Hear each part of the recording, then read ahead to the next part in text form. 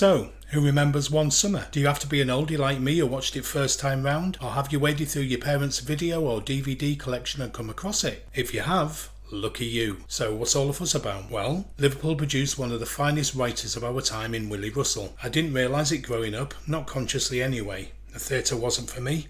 I was more into football and just starting to discover punk rock and new wave. Seems a bit bizarre that I went on to study it full time. I went to the odd panto with the family. Oh no, you didn't. Yes, I did. But generally, I was happy with the 3 and then 4 channels on the telly and what we were served up. I used to watch Play for Today when I was allowed to stay up. It was on the BBC, and once, in the Christmas holidays, so no school in the morning, at the tender age of 9, one particular episode called Our Day Out quite simply blew my mind.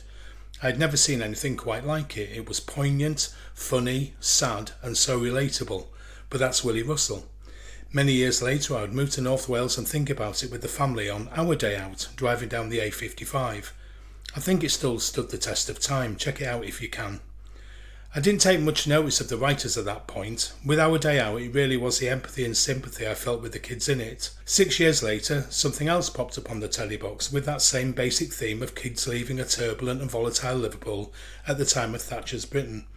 The dichotomy of inner city strife, poverty and violence and a peaceful and meaningful existence in Wales really resonated. I was once again absolutely enthralled. I should have guessed it was written by Willie Russell, but due to a dispute he'd had with the producers, he'd asked for his name to be removed from the credits.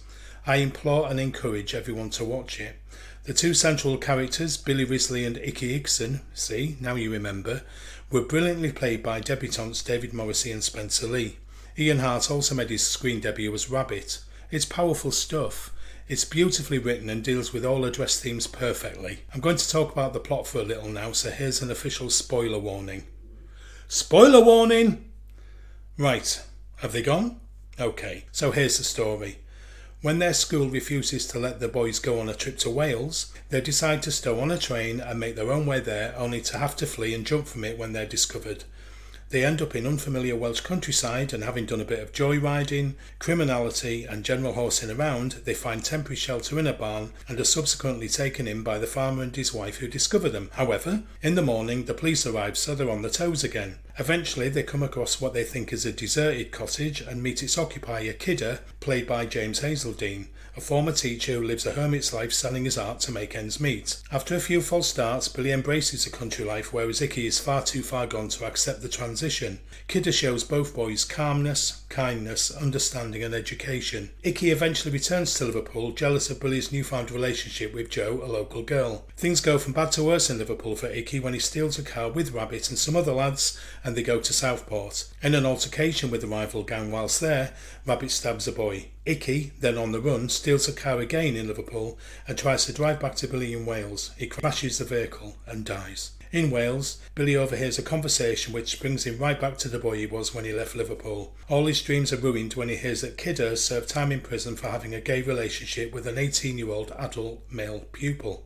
illegal at the time. Billy's homophobia takes over and he rushes to Jo to tell her, devastated, seemingly full of hate for Kidder, but very much conflicted. Jo calms him down and reminds him what sort of person he really is, not what he once was, and they get close. Realising the error of his ways, Billy returns to the cottage to find Kidder being violently assaulted by the police, who are there to arrest him for breaching his parole conditions, having had the lad stay there. He goes to Kidder's aid, but it's too late. His summer is over. It's a moving story, that's for sure. Not everyone loved it at the time. Even Willie Russell had doubts about the age of the lead actors, but the performances by them were such that most critics gave it accolades and it resonated with a generation. For me personally, I felt that it could have done with 6 episodes and not 5, as the ending appeared a bit rushed. I also have a question about that. Was the sequence at the end filmed in Pickering in North Yorkshire? I'm sure I recognise this business that has been there for years. If you know, let me know. Drop me an email. And to think I got through all of this without mentioning the best theatre production ever made. Yep, Willie strikes again with the amazing Blood Brothers. If you only ever go to the theatre once in your life, make sure it's to see this. Please like, share and subscribe if you've enjoyed this brief journey down memory lane. Thank you.